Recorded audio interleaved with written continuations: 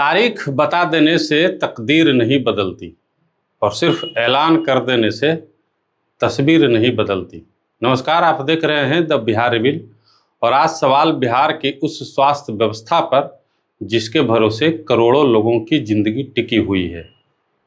मुख्यमंत्री बनने के बाद सम्राट चौधरी ने बिहार वासियों को भरोसा दिया था कि 15 अगस्त तक जिला और अनुमंडलीय अस्पतालों से सामान्य मरीजों को बेवजह बड़े अस्पतालों में रेफर करने का खेल बंद हो जाएगा। गंभीर बीमारी हो, जरूरी स्वास्थ्य उपलब्ध न हो, तभी मरीज को आगे भेजा जाएगा। इस ऐलान के बाद नए स्वास्थ्य मंत्री निशांत कुमार भी एक्टिव हो गए। औचक निरीक्षण का सिलसिला शुरू हुआ और दनादन कार्रवाई भी होने लगी। मीडिया के कैमरे पहुंचे, बयान आया। ऐसा लगा मानो स्वास्थ्य सुविधाओं में अब बिहार देश का सबसे बढ़िया राज्य बन जाएगा। आज 7 अगस्त है, यानी मुख्यमंत्री की तय की हुई समय सीमा में अब सिर्फ 8 दिन बाकी हैं। लेकिन स्वास्थ्य सुविधाओं का क्या हाल है, ये आपसे छुपा नहीं है। इस डेडलाइन से ठीक पहले राजधानी पटना के सबसे प्रमुख अस्पतालों में शामिल IGIMS से जो तस्वीर निकल के सामने आई है, उसने स्वास्थ्य व्यवस्था के पूरे दावे पर बड़ा सवाल खड़ा कर दिया है। स्वास्थ्य मंत्री निशांत कुमार 6 अगस्त को IGIMS में नई स्वास्थ्य सुविधाओं का उद्घाटन करने पहुंचे थे, लेकिन उद्घाटन के चमकते मंच से कुछ ही दूरी पर मरीजों के परिजन शिकायतों का अंबार लेकर स्वास्थ्य मंत्री के सामने खड़े हो गए। इलाज में देरी, अस्पताल प्रबंधन की लापरवाही की दर्जनों शिकायत लेकर लोगों ने उन्हें घेर लिया। एक परिजन ने रोते हुए अपनी मां की मौत के लिए इलाज में देरी को जिम्मेदार बताया। हालांकि स्वास्थ्य मंत्री ने शिकायतें सुनी, अधिकारियों को मौके पर बुलाया और जांच तथा तत्काल कार्रवाई का निर्देश भी दिया। लेकिन सोचिए, जब राजधानी पटना के बड़े संस्थान में स्वास्थ्य मंत्री के सामने मरीजों को दवा, इलाज और व्यवस्था की शिकायत करनी पड़ रही है, तो दूर दराज के जिला अस्पतालों, अनुमंडलीय अस्पतालों और प्रखंड स्तर के स्वास्थ्य केंद्रों में क्या स्थिति होगी। और यही इस पूरे मामले का सबसे बड़ा सवाल है।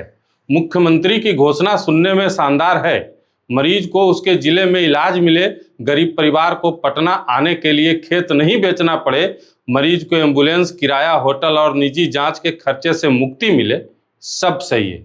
लेकिन हालात क्या हैं, ये आप खुद ही देख लीजिए। रेफर अपने आप में कोई अपराध नहीं है। कई बार मरीज को जान बचाने के लिए उसे बड़े अस्पताल भेजना जरूरी होता है। समस्या रेफर नहीं है, बेवजह रेफर है। समस्या तब है जब डॉक्टर बिना जांच किए मरीज को पटना भेज दे। समस्या तब है जब जिला अस्पताल में मशीन मौजूद हो लेकिन ऑपरेटर न हो, दवा हो लेकिन स्टोर से मरीज तक न पहुंचे, डॉक्टर की पोस्टिंग हो लेकिन वह ड्यूटी पर उपस्थित न मिले। सरकार ने जुलाई में विस्तृत रेफरल प्रोटोकॉल भी जारी किया। इसमें साफ कहा गया कि मरीज को रेफर करने से पहले अस्पताल प्रबंधन को प्रमाणित करना होगा कि जरूरी सुविधा वहां उपलब्ध नहीं है। रेफरल का कारण लिखना होगा, मरीजों की पूरी यात्रा का रिकॉर्ड तैयार करना होगा, उसे स्थिर करने के बाद सरकारी एम्बुलेंस से भेजना होगा और अनावश्यक देरी होने पर जिम्मेदारी भी तय होगी। कागज पर योजना बहुत मजबूत दिखाई देती है, अब असली परीक्षा जमीन पर है। क्योंकि बिहार की स्वास्थ्य व्यवस्था की समस्या नियमों की कमी नहीं है। नियम पहले भी बने, निरीक्षण पहले भी हुए, अपराधियों को चेतावनी पहले भी मिली, लेकिन अस्पतालों की असली चुनौती है मानव संसाधन, दवाओं की नियमित उपलब्धता, विशेषज्ञ डॉक्टर, जांच की मशीनें, स्वच्छता और जवाबदेही। ICU बना दिया गया, वेंटिलेटर है, एक्सरे मशीन है, लेकिन तकनीशियन ही नहीं है। तब इमारत और मशीन का उद्घाटन मरीज के किस काम आएगा। एक तरफ करोड़ों रुपए की नई सुविधाओं का उद्घाटन हो रहा है और दूसरी तरफ मरीजों के परिजन बुनियादी इलाज और दवा की शिकायत लेकर रो रहे हैं। सोचिए क्या स्थिति है। अब इसका मतलब यह नहीं है कि सरकार ने कुछ किया ही नहीं, लेकिन आधुनिक मशीन लगाना और हर गरीब मरीज तक समय पर इलाज पहुंचाना दोनों अलग अलग बातें हैं। सरकार की असली उपलब्धि तब मानी जाएगी जब मरीज अस्पताल पहुंचे और उसे पर्ची से लेकर दवा, जांच और बेड तक के लिए भटकना न पड़े। अब 15 अगस्त बहुत करीब आ गया है। उस दिन केवल मुख्यमंत्री के ऐलान की समय सीमा पूरी नहीं होगी, इस दिन बिहार की स्वास्थ्य व्यवस्था का रिपोर्ट कार्ड भी सामने आएगा। सरकार को यह बताना होगा कि हम खाली भाषण नहीं देते हैं, बल्कि अपने किए वादे पर खरा भी उतरते हैं। हम खाली उद्घाटन नहीं करते हैं, बल्कि कमियों को दूर करने के लिए हमेशा तत्पर भी रहते हैं।